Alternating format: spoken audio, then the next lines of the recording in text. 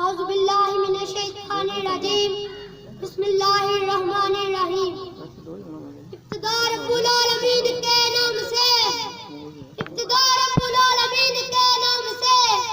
جس نے محبوب کریم کو رحمت للعالمین بنا کر انسانیت پر اپنے لطف و عطا کی انتہا کر دی خلق سرور شافی معاشر خلق سرور شافی معاشر صلی اللہ علیہ وسلم مرسل داور حاسب انبر مرسل داور حاسب انبر صلی اللہ علیہ وسلم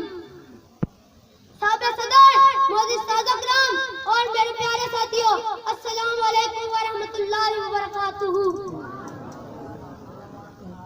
آج کے اس عنوان میں میرا موضوع ہے آپ صلی اللہ علیہ وآلہ وسلم کا غیر مسلموں کے ساتھ حسن سلوک۔ جناب والا آپ صلی اللہ علیہ وآلہ وسلم کے آنے سے کائنات میں انقلاب آ گیا، یا سکنوز سے یا مردہ دیر میں بہار آ گئی، حلقہ ظلمت قضا شمت سالت سے مستفید ہو گیا، قتل و غارت اور حب و راز کی آندیاں تھام گئی۔ جناب والا صنم ہوئے خود راشدہ ریزہ ریزہ ہو گئے، روم و عجم کا ایوان ہے عیش و طرف منہدم ہو گئے، وادی حضاں میں گلہائے رنگا رنگ کھلنے لگے، صدق و صفا اور عدل و انصاف نے جنم لیا،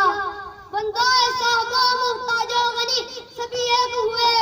تیرے دربار میں پہنچے تو سبھی ایک ہوئے۔ معزز سامعین، حضور صلی اللہ علیہ وسلم کی شہادت طیبہ انسانیت کے لیے حامل اور اکمل نمونہ ہے۔ آپ صلی اللہ علیہ وسلم نے نہ صرف اپنوں سے بلکہ دشمنوں سے بھی ہمیشہ اس نے سلوک کیا۔ جناب والا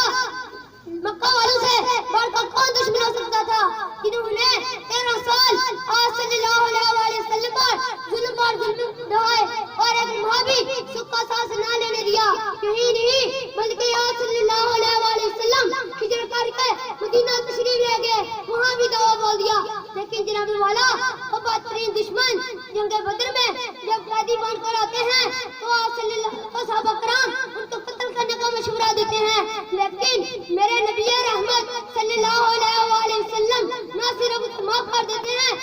نہ رہا کر دیتے ہیں، بلکہ جب وہ انتقال میں رہتے ہیں ان کے رحم و سائش کا ہر طرح سے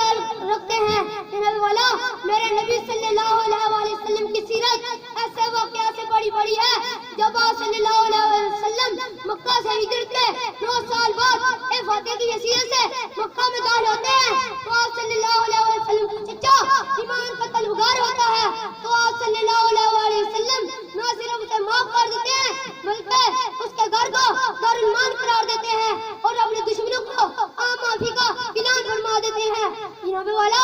آپ صلی اللہ علیہ وسلم کا یہی حسن سلوک تھا جس کی بنا پر دشمن بھی کلمہ پڑھنے پر مجبور ہو جایا کرتے تھے۔ مشکل